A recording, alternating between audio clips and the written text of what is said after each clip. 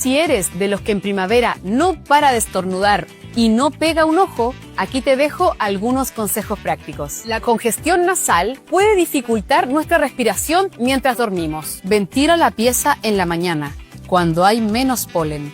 Una ducha antes de dormir ayuda a sacar todos los agentes externos que se pegan durante el día. Lava seguido la ropa de cama, es un imán de alérgenos.